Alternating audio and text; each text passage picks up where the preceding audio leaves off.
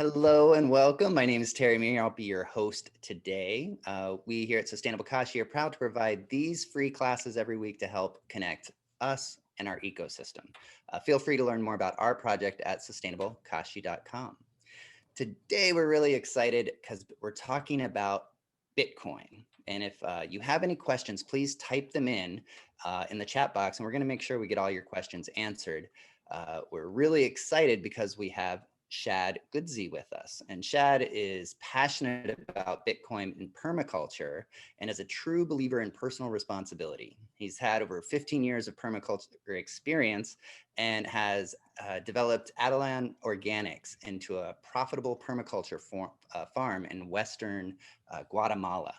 I got to meet Shad in Tennessee in an advanced permaculture class with Dave Jackie. And he blew my mind with some deep-bedded chicken coop ideas that I had never heard of before. And I was really excited to just see the way his mind works. And I'm really glad to have him here. He's trained literally thousands of people in permaculture and is taught throughout the North and Central America. He fell down the Bitcoin rabbit hole about 4 years ago and has since made it his mission to raise awareness on the importance of Bitcoin within permaculture and sustainability circles. So Shad, welcome and thank you so much for being here. I look forward to hearing what you have to share. Yeah, thank you, Terry. Thank you, everyone, for joining us today. It's exciting to see so many people here. I love the community vibe. I didn't know if it was going to be like webinar format where I couldn't like see who was actually there. And so I like that we have a more of a full screen of faces and names. And just seeing the diversity of where people are coming in from is super encouraging and awesome. That's one of the things I love about permaculture. It's absolutely global. It's a global social movement. It really is every continent, every country. There's people using the permaculture language and the permaculture design methods to recreate their connection, to rebuild that connection with the earth. Terry did a great job of reading my bio. You got a bit of a background of who I am and where I come from. I'm originally from the United States. I'm 36 years old. And I've been in Guatemala now for like 13 years, where I have a farm. We have a retreat center / guest house. We now have a new nonprofit that I actually put in the chat as well, called wellkind.org, where we do where we do gardens, family gardens, community gardens. Where I live is rural Western Highlands of Guatemala. We have 99% indigenous Mayan population, amazingly rich culture, just knowledge and the connection to the earth. What drew me to the place was the connection to the earth there is still alive. Everyone, the children, the old people all know the local names of all the plants. They know what they're good for. That really just motivated me to learn so much about it and to come and live here.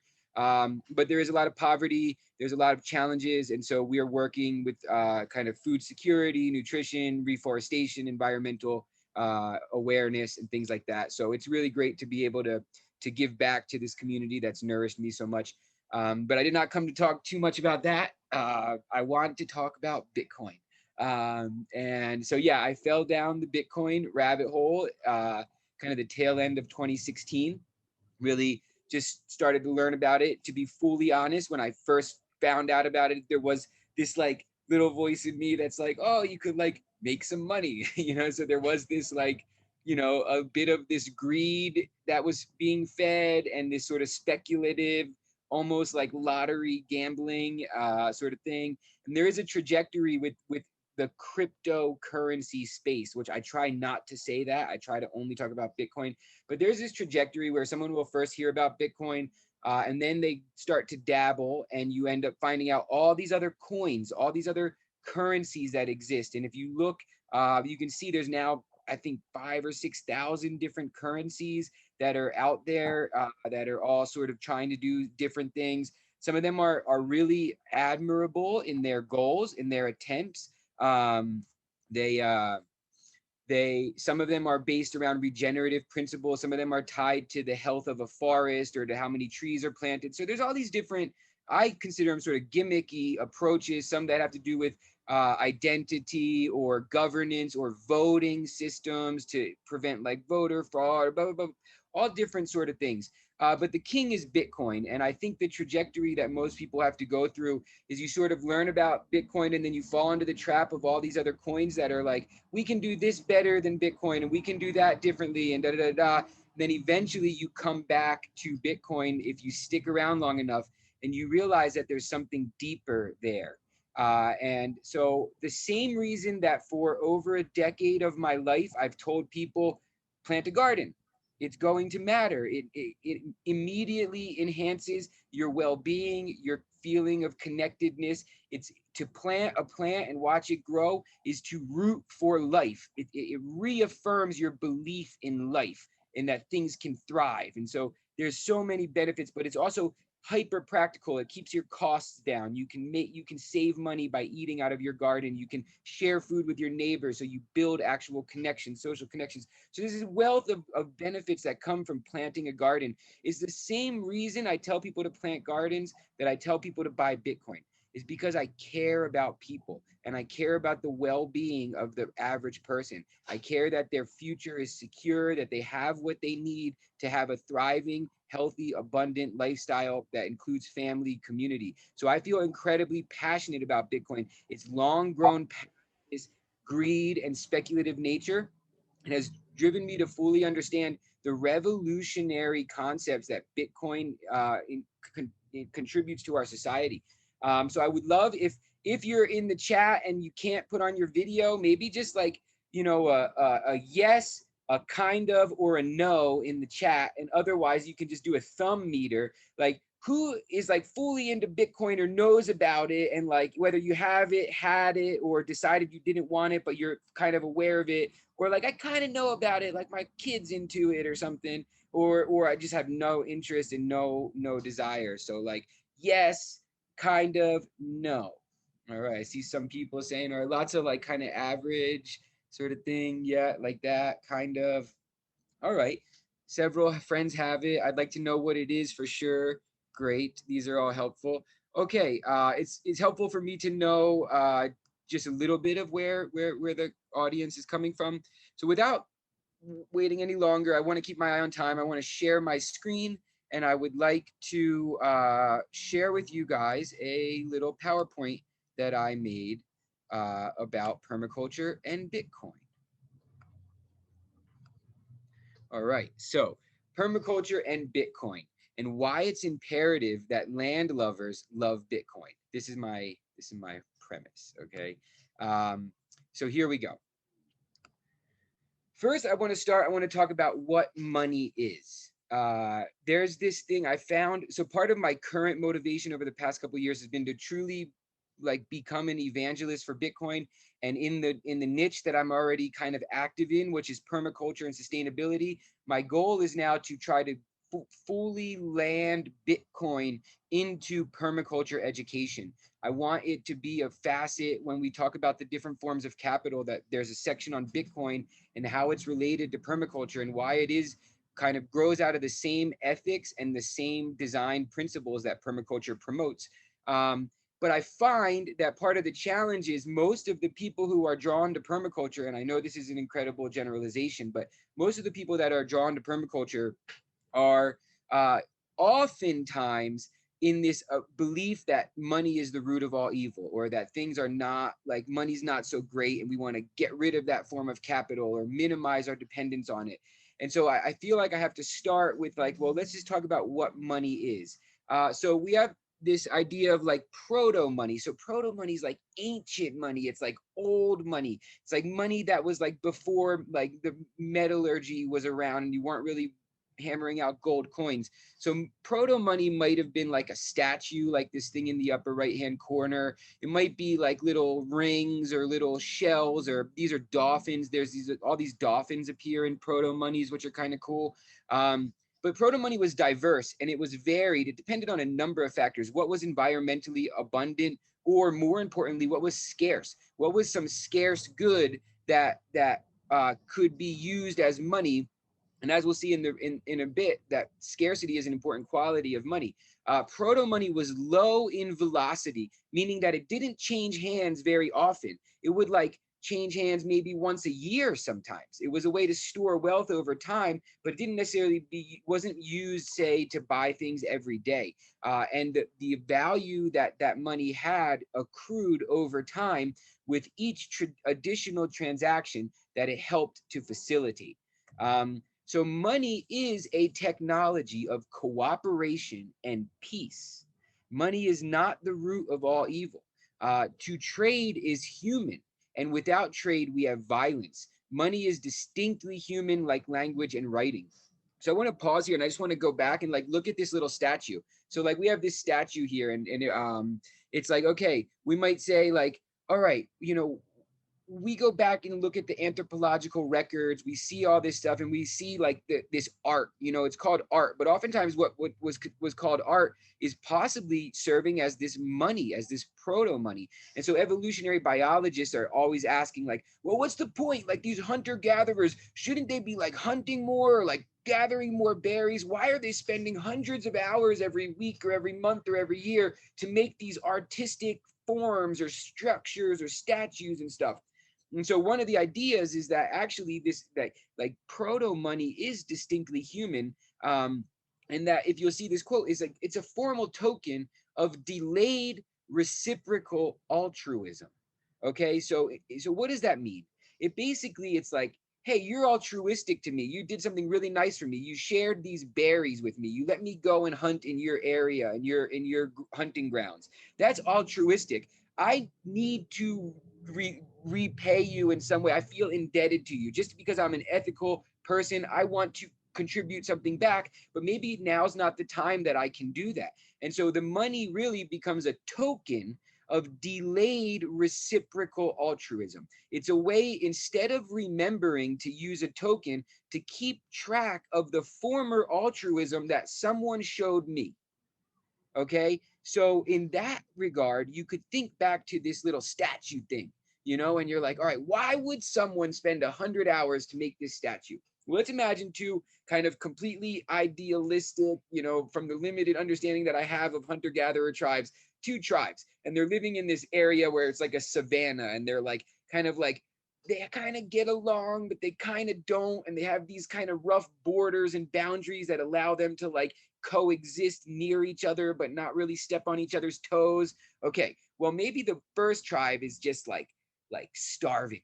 They're like, oh man, they're on the verge of extinction of their tribe. They don't have food. It's like maybe the weather in their area really hit harder. The game, the wild game and the wild food that could be foraged has been already maybe burned down or pushed away, but the neighboring tribe is still doing pretty well. Well, the starving tribe has really two options. You know, they could battle, they could suit up in their armor, their primitive tools, and go and fight for the access to the tribe who has more of these wild game.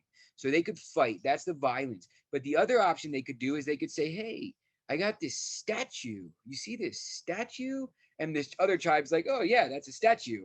I spent 100 hours making this. This statue is 100 human hours, and anyone can look at that statue. So the other tribe looks at it and they say, oh yeah, that's 100 human hours. I can see it, right?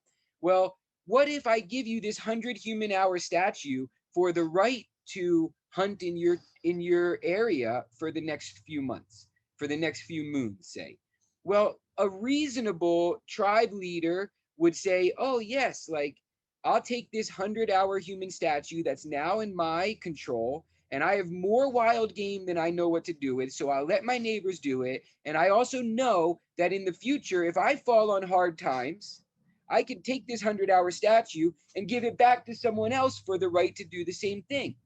So in this case, it's a really oversimplified version, but it's absolute truth that these proto monies prevented violence by allowing cooperation over time. Money is a token of delayed reciprocal altruism. you let me hunt your wild game because my tribe is on the brink of starvation. Here, take this 100-hour human statue.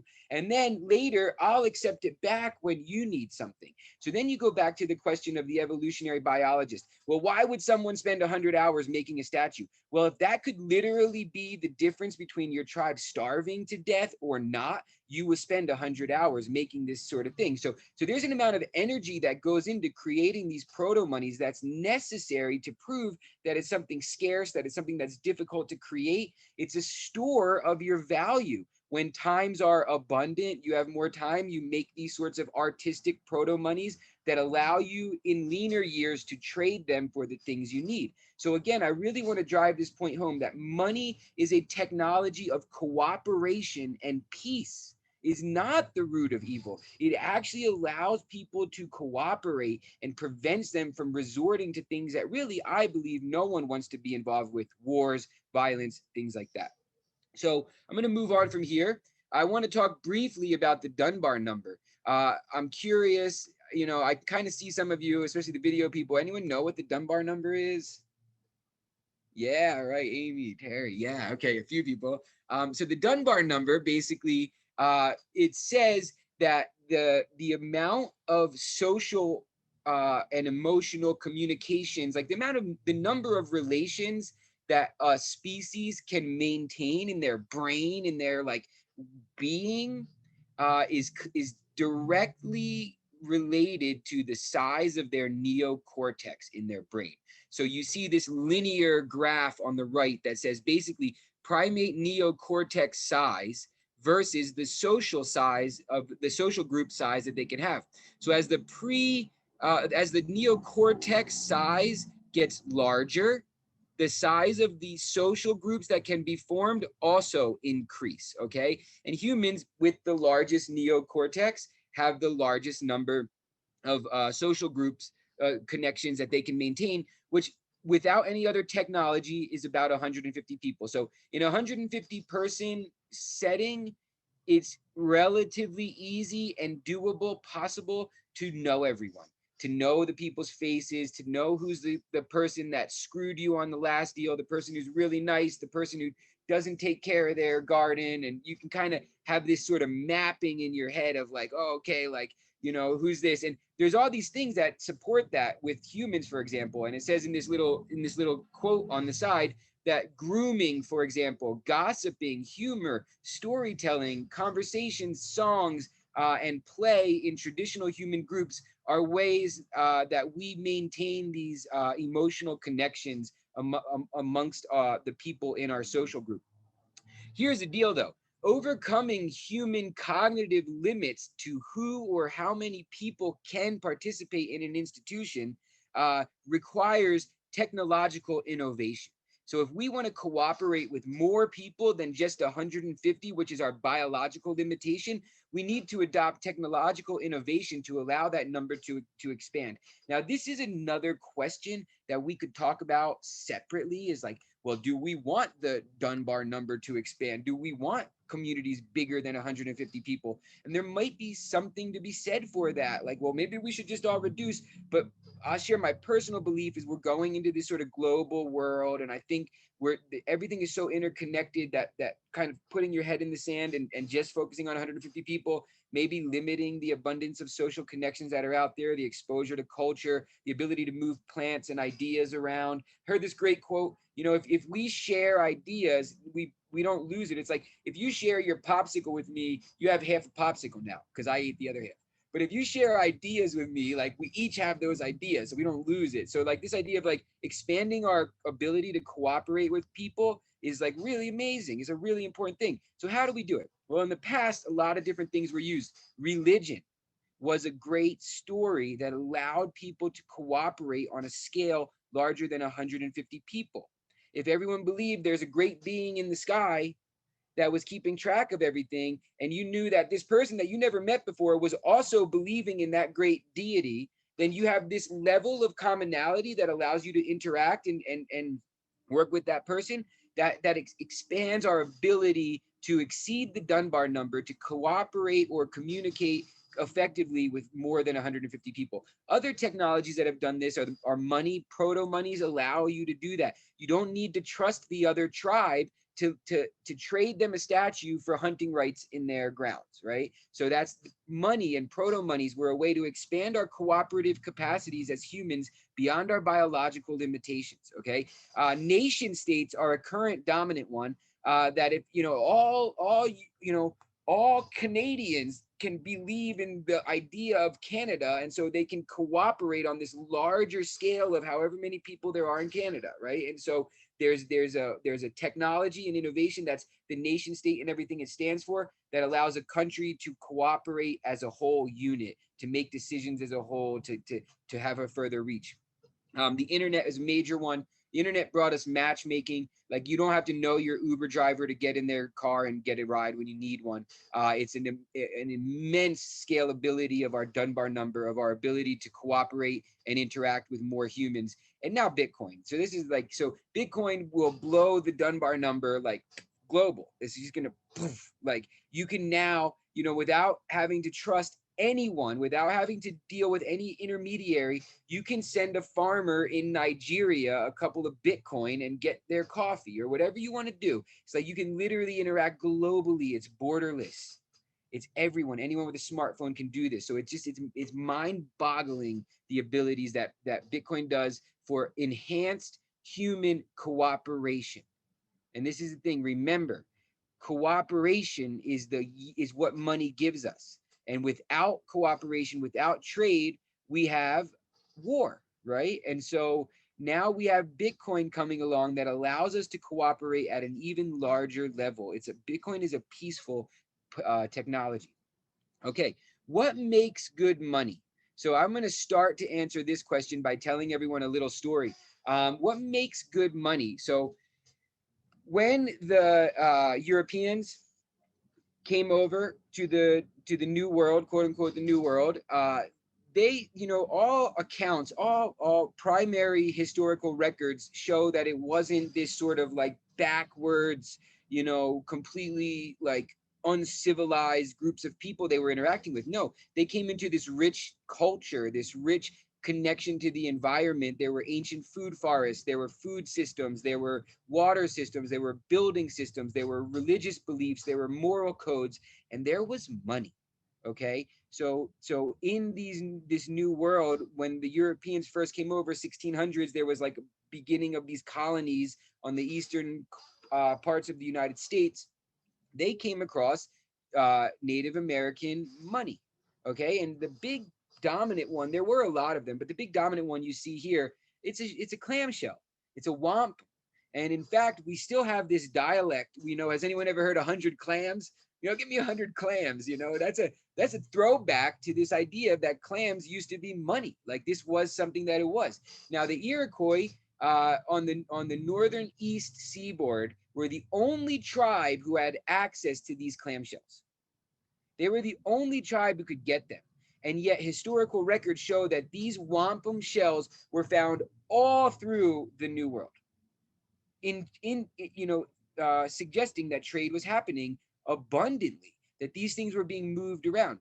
So wampums were actually really interesting, and they met a lot of the current, or a lot of the characteristics of a good money. They were scarce. They were only available in one small source, and that one little tribe could dedicate themselves to making these kind of intricate, sort of like you see these necklaces and bracelets. They could basically produce these things and then trade them out. These clams were durable. They wouldn't burn. They wouldn't melt. They wouldn't waste away in bad weather, right? They would kind of aguantar, that's Spanish, last long, like they'll last a long time. They're durable. They're transportable. You don't want money. There is examples of money. The rye stones in the Pacific, the Pacific Islands use these massive limestone wheels that they would put in front of like the chief or chiefess's house. But that wasn't a great money because it's not transportable. These clams, you can put them in your pocket and walk around with them, and you don't have to show that you have all this money on you. So they're transportable. They're divisible and countable. So you can I'll give you 4 clams for that salted fish, and you peel off 4 little clamshells. So they're divisible. They're verifiable. you can't fake a clamshell. You can look at it with your eyes and say, hey, this is a clamshell. I see it. It's polished and it's clean. And so there's all these useful characteristics that money needs to have. And everywhere you look, I was telling before we started this that I'm writing a book called the Permaculture Bitcoin book. So I'm diving deep into proto money. What is proto money? Every culture has money. It's unbelievable. It truly shows me that money is human. And what they converge on as money always has these characteristics. It always has these characteristics. And if they don't, it's quickly replaced by something else that is. Okay. So what happened? Well, what happened was, first part of this story is like when the Europeans first arrived, a lot of them were like, oh, that's not money. It doesn't have an old dude's face on it. It doesn't have like my king's face on it. It's not money. And so those people were like, screw that. I'm not doing trade with the clams. And they actually closed off their network, and they didn't do as well as the merchants who were a bit more open-minded, who were a bit more willing to accept diverse interpretations of what money could be. And the European merchants who began to trade in the clamshells had a lot more abundance. And that was both sides for sure. And so there was a little period in this history where both the Native Americans and the Europeans thrived when they could trade together. And there's instances, primary accounts of like there was a reduction in looting, a reduction in violence wherever trade was taking place. It goes back to the same idea. The Europeans who were willing to accept these clamshells and trade in these actually had more peaceful relations with the Native Americans, and both sides kind of thrived in that momentary piece of history. But then what happened, right? Western harvesting and manufacturing techniques is what happened, okay? And you had these ships coming in that could basically dredge the seafloor and get like millions of clams, get all these clams. And then they just started dumping the clams onto the market, okay?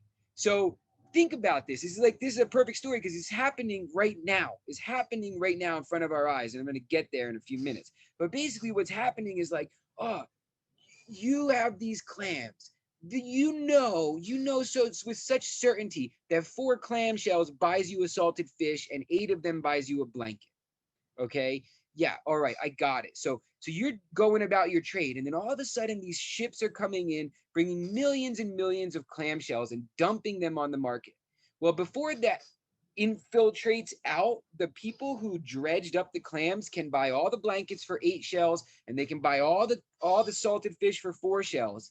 And then eventually everyone else has all the clams and no one has salted fish and blankets. And if you want a salted fish or a blanket, what happens? Price goes up. Oh, now that's 80 clams. Oh, now that's 40 clams. Yeah, well, I got all the clams. I need fish. Where's the fish? I got clams. I need fish. So what happens is inflation. The monetary supply inflates. And when that happens, money is cheap and it buys less. It buys less salted fish. It buys less blankets. And therefore, it's harder to get those goods that people need to survive. Money, you don't need money to survive. But if money isn't doing its function correctly, it makes it incredibly difficult to get the goods that you need to survive. Okay, so this story ends in tragedy, just like every story of proto money being hyperinflated by Western manufacturing and harvesting techniques. Basically, the value inflated 100-fold. So the 4 clamshell salted fish is now worth 4,000 clamshells. And if you didn't get those clamshells, you can't buy the fish. And so this is literally what happened. There's other stories. In Africa, all over, a bunch of countries in Africa used to use glass beads.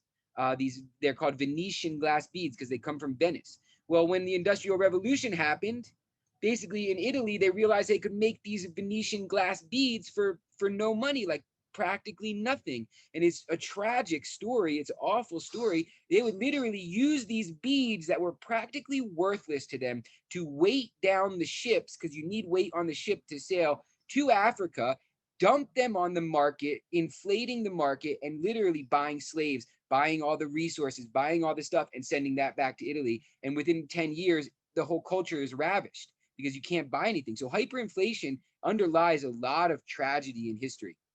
And it happens over and over and over and over again. Okay, so let's keep going. good money has certain properties. We already talked about a few of them. You know, there's sources at the end of this too. This is from a great paper called The Bullish Case for Bitcoin. But basically, good money is durable. It has to last. Like salt is not a great money. It's not very durable. One wet season and kind of you lose all your money, you know. It has to be portable. You have to be able to move it around relatively easily. And if you see what this is being compared to, gold is not portable. Like gold coins are kind of portable, but like actual gold bars are much harder to move. And there's a whole industry around moving them. Fungible. Fungibility basically means it's the same. Like if I would say to you, hey, I got $1 in my pocket, you got $1 in your pocket, and you say, yeah, I got $1 in my pocket. I said, look, let's make a deal. I'll give you my dollar, you give me yours. First, you'd look at me like I'm a little crazy, but then you'd look at my dollar, you'd look at your dollar, you'd look at my dollar again. You'd be like, yeah, they're the same. All right, let's switch. That's fungibility, right? One is the same as the other. Gold is completely fungible because you can melt it all down and remake it. It doesn't matter which gold is which. It's all fungible, right? Same with the US dollar, similar with Bitcoin. So money has to be interchangeable. That's what fungibility means. Has to be verifiable. Has to be, you have to be able to in some way like be certain that it is what it says it is. Gold is difficult to be verifiable without like semi-expensive and hard to get like chemical assay tests. Many a person have been fooled by fool's gold, right? So it has to be verifiable, has to be divisible. If you just have these money like gold bars in big chunks and all you want is one salted fish and that gold bar can buy you 1,000, well, you know, how do you do it? You got to get out your chisel and bust up the gold bar. Not very divisible. It has to be scarce, and we'll talk about this in a second. It should have an established history so that it has a level of confidence and trust in the population that's using it. And it should be censorship resistant. It should be open to anyone to use it for anything they wish to use it for. So these are important value characteristics of property, of money, excuse me. And oftentimes when I do these talks in person or when I have more time, I'm always interested to say like, you know, well, what is money? And I like to hear from people. And people are like, well, money is anything that people agree it is. It's a social construct. And it's like, yeah, like, well, look, can this marker be money? Like, you know, well, you go through, it's durable. It's not going to break down. You know, it's portable. I can stick it in my pocket. You know, it's fungible. Like this marker is just like any other red marker. Okay. It's verifiable. Yes, this is a marker. I verified it. It's kind of divisible, not really, but it's not scarce. And if this marker starts to buy a computer, this marker is now trading at the value of a laptop or at an iPhone or something like that, then the marker manufacturer is just going to make a lot more markers because it's way cheaper to make a marker than it is to make a laptop. And so then you get all these markers, you dump them and you buy up all the laptops. And then the same thing happens with the wampum shell, with the clamshell. Now everyone has the marker and no one has the laptops, and you want to buy a laptop and now it costs 10 million markers. And so scarcity is incredibly important. And we can't forget that piece, right? And so it's anything can be a money, but not anything can be a good money. So we have characteristics that define what a good money is. And this is proven since ancient history that cultures and communities converge on the best money. And when a new money comes, they switch. This is what happens. And when the gold coins from Europe finally came in enough quantity, the wampum shell was abandoned, and everyone moved to a coin standard. Okay, let's keep moving. I need to just do a time check. All right, we're doing good. Okay, so here we go. I just want to take you on a whirlwind tour of WTF happened in 1971. Okay, so this is an amazing website, literally called WTF happened in 1971.com. And you can go there, and it's just a bunch of charts. But it's mind-boggling. I didn't actually know this, but as I was showing Terry leading up to this talk, he said this is also the year that we really fully adopted the oil and fossil fuels economy. Was really when that emerged in 1971, which is, for me, it definitely isn't a coincidence, and I want to actually research that a little more. But this was also the year that the United States went off of the gold standard. Okay, so prior to that, all in theory, every dollar in circulation was backed by an equivalent amount of gold in the Federal Reserve. And that ensured the scarcity of the dollar. Okay, so I'll say that again. That ensured that no one could bring some Western manufacturing and harvesting technology and dump a bunch of clams on the market, because every dollar in circulation was backed by a scarce monetary asset, gold. Okay, Gold has an interesting property. It doesn't deteriorate. It's incredibly durable, and it's incredibly scarce, at least with our current harvesting technologies. So all the gold that has ever been harvested in the history of the world is still on the planet, except for the tiny little bit that may have gone to space. All of that gold can fit into 2 Olympic-sized swimming pools, so it's not a lot. Uh, and um, and only at most 3% of the total gold supply can be produced in any given year. So you can't produce 10% more gold in a year. It's capped in a way based on the properties of how you mine it and stuff like that. So gold is scarce, and that is what ensured that a bunch of clams didn't get dumped on the market. The dollar was backed by it. Well, in 1971, they stopped that, and they said, we're going to go to a pure fiat currency standard. We're going to go to an unbacked dollar. And the reasons for this is the Keynesian economics. The economists of that time believed that a central bank could have more control and make a more productive economy by controlling the monetary supply, constricting it when they want to, inflating it when they want to. You would generally, as an economist of this day, you would believe that if you inflate the monetary supply, people spend a little more money, they take a little more risk, they buy a little bit more stuff, they go out to dinner a little more, they, that sort of thing. And when you constrict it, things get a little tighter, and you can slow down the growth. You can pull in the inflation. The cost of goods will get a little higher, and so they believe in, even now, as my permaculture mind, it's like the same hubris that says a couple of humans in suits in some office can control the ecosystem. You can't.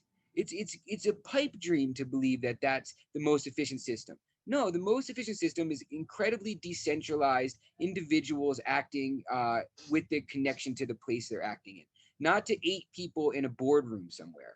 This is the same hubris that brought us this central bank monetary system in 1971 that says, no, 8 people with PhDs can actually control this intricate ecosystem that is the economy, which is actually a biological thing, better than the actors in that ecosystem. So I see the same hubris. But anyway, let's just see what happened and what the F happened in 1971. Here's one chart: the growth in productivity and hourly compensation since 1948. So you see they're basically in line with each other from 1948 to 1972. It's like, okay, the amount of productivity that's coming online every year in the economy is matched by the hourly compensation increase of the people making that production. So it's like the wages are mapping along, tracking along with how much is being produced in that economic system. That makes sense. You're producing more, shouldn't you get your share of the pie? Well, in 1972, everything falls apart. Productivity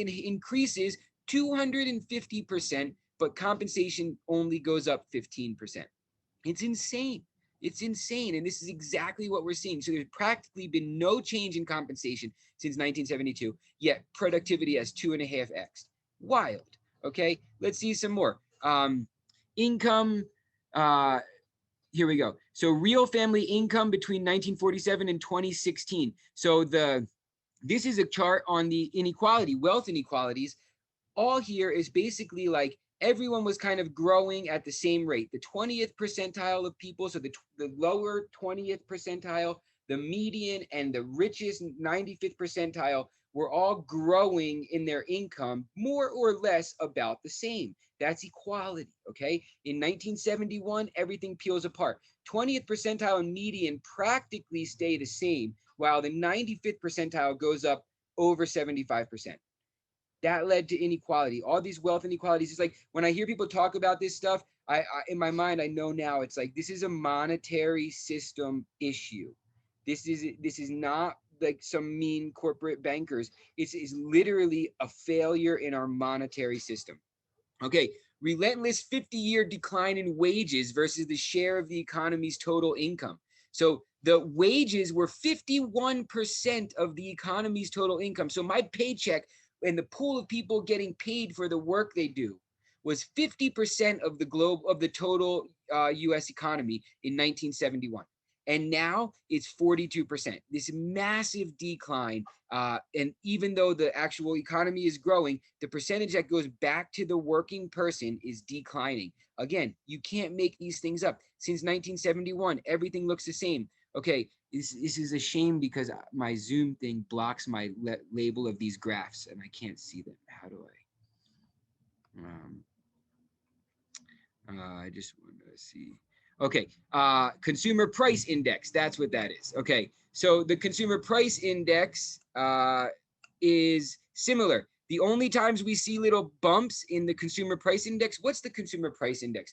That basically refers to the inflation of the cost of goods. So how much it costs for a basket of eggs and bread and milk, basically, okay? So it's like, okay, that cost should try to stay the same. It goes up a little bit, but basically whenever there's a war, there's some money that's printed to fund the war, and that basically rises the cost of goods, okay? And we see it in the War of 1812, we see it in the Civil War, see it in World War I and World War II. But kind of after World War II, it doesn't really go back down. And in 1971, we hit this parabolic curve where the cost of consumer products just goes through the roof. Again, this is not a coincidence. It's all due to the fact that we no longer have a scarce money. I'll go through a few more of these. So this is the average house price. So if you go back further, the house price is pretty much always level, even prior to 1955 or whatever. But around 1971, you just see this parabolic rise of the cost of homes. I learned a startling statistic recently that the house price in the United States has doubled since the year 2000. It has doubled since the year 2000. But has minimum wage doubled? Has a wage doubled at all? No. So this is all, it's like there's this liftoff or this crash in 1971 of every graph that you see. Currency crashes. So this is the share of countries that have an annual depreciation rate of their currency of greater than 15%.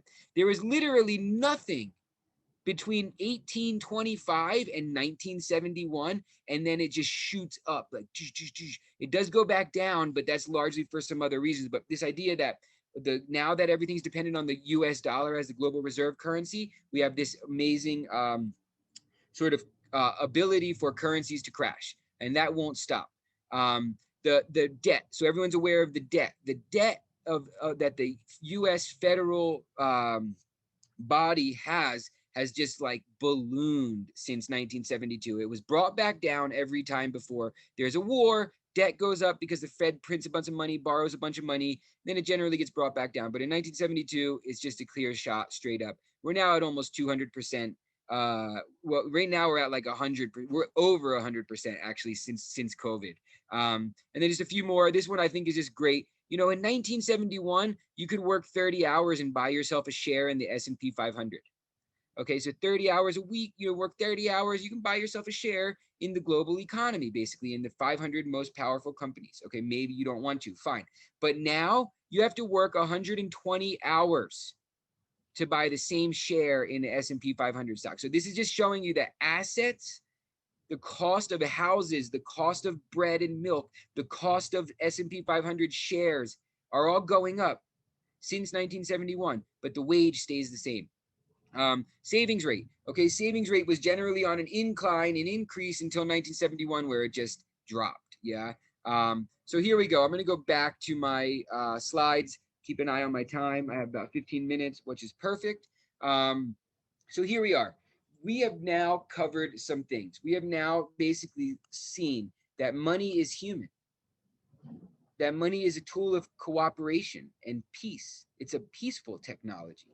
And that there's a reason why humans would dedicate energy and time to create money, because it allows for enhanced ability to cooperate at a larger scale than is biologically possible. Okay, we then see the story of the clams and what happens, the devastating effects of hyperinflation via the inflation of the monetary supply. Okay, and then we see all the freaking crazy things that happened to our economy since 1971 when we go off the gold standard, when we no longer have a scarce currency, when we are seeing the clams being dumped in front of our eyes. We're watching this happen. okay? If we didn't have Bitcoin, I would be scared. I'm scared for the people who don't understand Bitcoin. I'm scared for the countries who will not be able to adopt it as aggressively as other countries.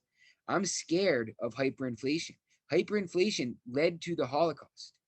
Weimar Germany in 1915 to 1925 lost thousands of percent of its value of the German paper mark against the gold mark. That leads to violence. It leads to terror. It leads to social unrest. It leads to ecological collapse. These are very serious problems that I don't think many people would argue we're on the brink of. So what's the solution? Bitcoin. Bitcoin. Bitcoin. It's amazing. Aren't you excited? Are you guys excited? All right. So here we go. Bitcoin is a new form of digital peer-to-peer money that is self-sovereign, scarce, and open to all. The big idea is that it eliminates the need to trust anyone. And I just love this. It's open to all. Bitcoin doesn't care. Bitcoin's like spirit animal is the honey badger. The honey badger like doesn't care. It just like goes about its business. It does what it wants to do.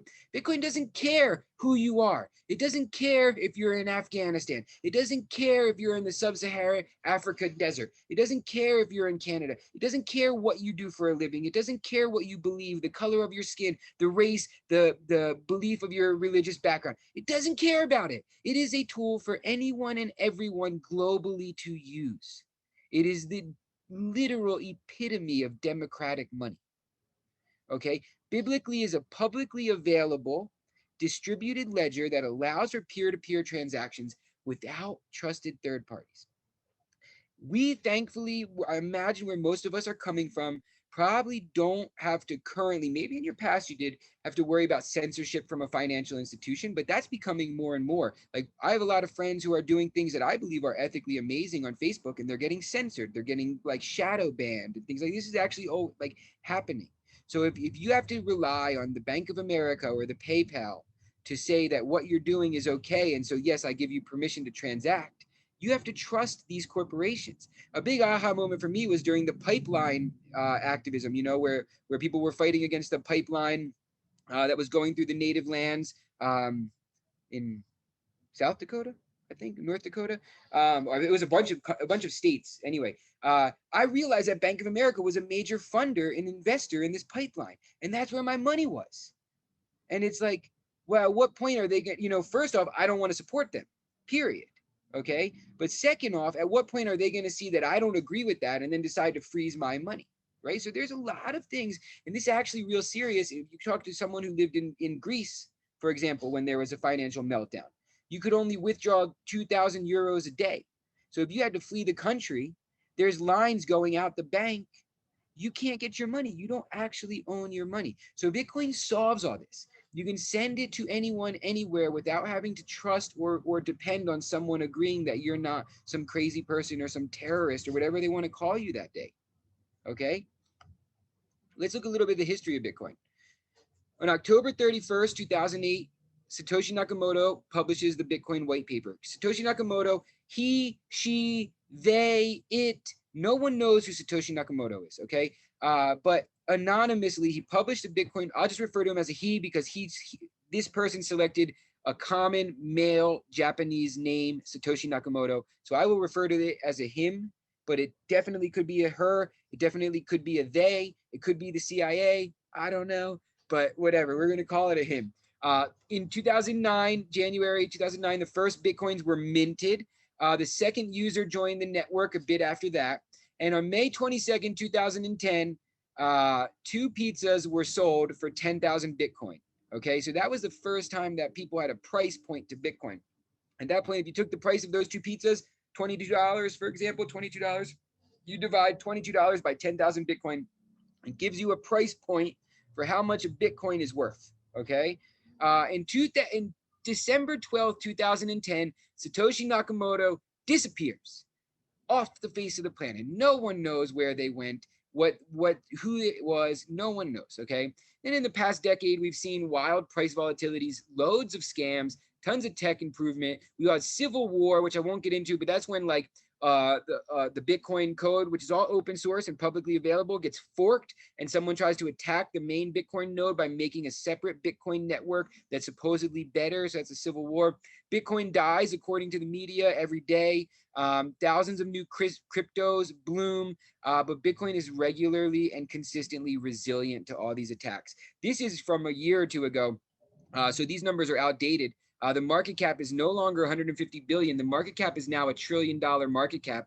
It's gotten to $1 trillion market cap faster than Microsoft, Google, Amazon, Apple. Apple and Microsoft took around 40 years for Apple and Microsoft to get to $1 billion. Google, it took like 20 years. Same with Amazon. And Bitcoin in 12 years hit $1 trillion market cap. So it's incredibly fast growing monetary network. It has an incredible, it's the largest supercomputer on the planet, dedicating way more than 120 exo hashes. It settles way more than $2 billion a day now, and has a 99.98% uptime. The only time it was down was in those first few months when they were getting started. So there's a little bit of the history. The mystery of Satoshi, people call this an immaculate conception. It's just brilliant. And, you know, I need to keep my eye on time, so I won't get too much, but he gave us a gift. He's the Prometheus. He took the fire from the banks, from the Federal Reserve, and he put it in the hands of humans. Okay, he gave us a gift. Who is Satoshi Nakamoto? He, she, they, no one knows, has remained anonymous despite worldwide attention. The lack of a leader is a huge benefit to Bitcoin. There's no one to sue. There's no one to attack. There's no one to kidnap. There's no one to pressure. There's no one to censor. Satoshi has 1 million coins that have never moved. There are many imposters, many people saying they are Satoshi. Don't believe them. Okay, let me give now a few more things, and I want to leave some time for questions. There are only 21 million Bitcoin. This is something that's incredibly important. Now, I can't convince you of this. If you like me, hey, that guy looks nice. He seems reasonable. I'll trust him. You could trust me. But the only way to really do it is to verify and to dive in and prove to yourself that there are only 21 million Bitcoins, and that won't change. Okay, and that is the core of Bitcoin's value as a monetary asset, is that it's only 21 million, so that no one ever anywhere can dump clams on the Bitcoin market. It cannot happen. It's algorithmically secured by hundreds of thousands of nodes distributed across space and every continent on the planet. Okay, Bitcoin blocks are settled every 10 minutes. I always like to say every 10 minutes, Bitcoin's heart beats. Every 10 minutes, the heart beats, okay? That's when the block is written, and all of the transactions that happen in those 10 minutes on the Bitcoin network become true, become verified, become set into stone, okay? It uses a difficulty adjustment that modifies the difficulty of the block production based on the network hash rate so that it always takes about 10 minutes. If this is over your head, don't worry about it right now. It uses a process known as mining to verify transactions, to fill the ledger, and to mint new Bitcoins on a predictable, algorithmically defined schedule. It uses encryption and digital signatures to allow these peer-to-peer transactions without trusted third parties. It has a halving. So Bitcoins are rewarded every 10 minutes to the miner who gets that block. And that amount of Bitcoins that gets rewarded every 10 minutes gets cut in half every 4 years. Okay. As I said, there are hundreds of thousands of nodes verifying the Bitcoin network all across the planet and throughout space. So it's basically impossible at this point to kill Bitcoin. Why Bitcoin matters to you? Bitcoin is a savings account that allows you to store the value you produce over space and time. And I like to remind people here, savings is important. Someone, when we were getting started, they were like, I was really grateful for my savings that it allowed me to buy all these plants, to plant my garden, to plant my food forest. Yes, savings is incredibly important. Savings is the difference between what you produce and what you consume. And I would argue that our current culture of mindless consumerism lies at the heart of savings being penalized. If you're old enough to remember a savings account with 4 or 5% interest, good on you, but that doesn't exist anymore. You barely get 0.5%, and after the fees, you're paying the money to hold the bank to hold your money. So Bitcoin is a savings account that allows you to store the value that you produce over space and time. Okay, there's a lot more here. It's the only asset that doesn't have a counterparty risk. Maybe you have some grandkids. Maybe you want to leave them $100,000 that they don't get till they're 18. Why do you have to put it into this corporate freaking corporate hedge fund or index fund or something that's supporting all the things you don't agree with, which has all these counterparty risks of the debt of those corporations, of their CEOs going rogue, of all these different things that could happen between now and the time your grandkids might inherit that money. Bitcoin solves all those problems. It's a way to store value over time. You can work for Bitcoin and earn it instead of investing other money into it. It will be the only standing monetary unit as hyperinflation levels current financial systems. I want to drive through this last little piece. A lot of people might be asking, what about the energy usage of Bitcoin? And so in just a few minutes, in 3 to 4 minutes, I want to just do this. I know we're getting close. The electricity generation capacity of renewable energy is still not large enough. So these are some of the disadvantages of renewable energy. Renewable energy can be unreliable depending on the weather, has low efficiency levels. It requires a huge upfront capital outlay. It takes a lot of space compared to like a nuclear reactor, for example. Solar panels take up way more space. And there's expensive storage costs like batteries, which also increase the capital outlay that's required. So these are well-known inhibitors of the adoption of renewable energy. The big one is that it's not always commercially viable for a lot of the reasons before, but in order to be effective, renewable energy must have a distribution network created to transfer the energy to where it is required. So if you have this big plain of land that's all windy and you can put up wind generating systems to generate electricity, you have to move it to where it can be used. And this is the biggest problem with renewable energy. Where it's easy and cheap to produce, it's not where people are using it. And so you then have to send it on this transport grid to send it to all other places, which reduces the commercial viability of renewable energy. So problem with all energy is where it's cheap to produce is not where it's in demand. And so you have to build these things near where their demand is. But that's no longer true with Bitcoin. Bitcoin mining is geographically independent. So you can choose the location of the mining system based on the cost of production. So it arbitrages the energy market.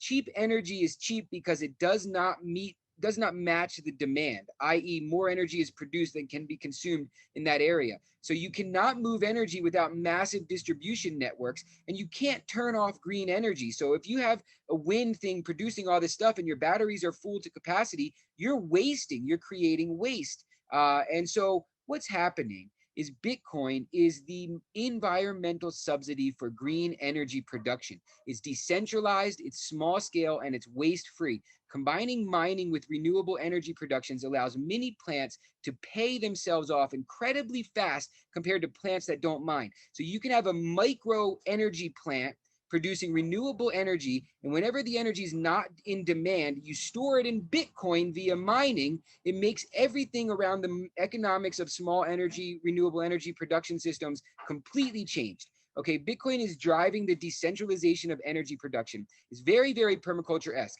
It's also something that will have unimaginable implications for the human species. This I'll just end with. I imagine a future of millions of micro energy production systems based all over the planet, controlled by communities of people who have the environment in their mind as something worthy of conserving and regenerating. I envision Bitcoin mining to enable the decentralized propagation of renewable energy at scales so small they are not even considered possible at this point in time. Bitcoin reduces waste streams of all energy production, but especially renewable ones. It decentralizes control. It deals with energy at its source. It's slow, it's small, and it's great at accepting feedback. Permaculture principles, anyone? So there's my little talk. If you enjoyed it, you can feel free to get in touch. And don't forget to buy Bitcoin.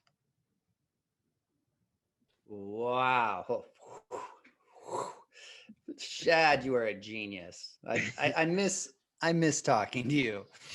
It's amazing how your mind works, and I love to see passion in action. And you, sir, have definitely found passion on this subject.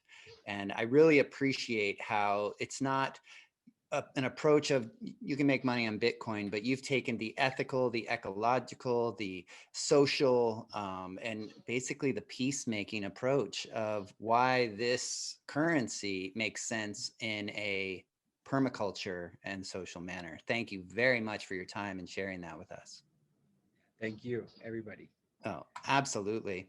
Can I Yes, can I please. say, I just want to say that if you're wondering now the best thing to do, like how do I get started? Like how do I do this? Uh, the best thing to do if you don't want to be tied to your computer and watching the price and consumed by this kind of greed or whatever, all the things that turn you off from Bitcoin, the best way to think about it is to decide the amount of money that you want to save every month. I want to save $100 a month. My wife buys $25 a week. Okay, that's what she saves. Okay, and you set up an automatic buy that just does it for you every week. I buy it every day, but you can buy every week. I'm going to put in my link. If you did enjoy this and you want to support, you can use this link to buy your Bitcoin through Swan. Swan is super reliable, dependable. They only sell Bitcoin. They set up so they can debit your account every week. You just set it and forget it. It's your savings account, and your future self will thank you. And that is the best way to start engaging with the Bitcoin network, is to just buy a teeny bit. $10 a week, $20 a week, whatever you can afford. It doesn't have to be a lot, but that really allows you to start to see the power of this thing. And then there's all kinds of steps beyond that. It's just like sustainability. No one wakes up and says, I'm sustainable now. I'm magically sustainable. No, it's a long journey. And the joy is the journey. The joy is, well, now I'm going to grow more carbohydrates. Now I'm going to challenge my energy dependence. Now, it's the same thing with Bitcoin. But you start by growing a little garden. And in this sense, you start by buying a teeny bit of Bitcoin every week, nothing more than you feel comfortable with. Don't go crazy. If you do want to put $5,000 in, buy $50 a day for the next 2 months. Do it like that. It's the best strategy. And I'm happy to help with more beyond that. Well, thank you so much, Shad. And we're going to continue this conversation in our Facebook community group. And I do hope you can join us there and maybe help people get in the direction of Bitcoin or whatever kind of financial new investment strategies they could come up with. I really thank you for your time. And I thank Amy Zelt for the production and keeping everything running. I thank everybody for being part of this call and making it happen. This really wouldn't happen without your showing up and with your donations and just making this all worth it for all of us. Please join us in the Facebook community group. Tell us what your biggest takeaways are or have any questions there that you might have. Permaculture has so many faces. And if you ask 100 people what permaculture is, it'll be 100 different things. And whether you come at it from a social standpoint, or whether you come from it from an agricultural standpoint or a financial standpoint, we all share these same ethics and principles. And I really appreciate seeing these different roads to permaculture come together and us all work together as an abundant and fruitful society. So thank you all for joining us on this week, and I look forward to seeing you all again next week. Have a great day.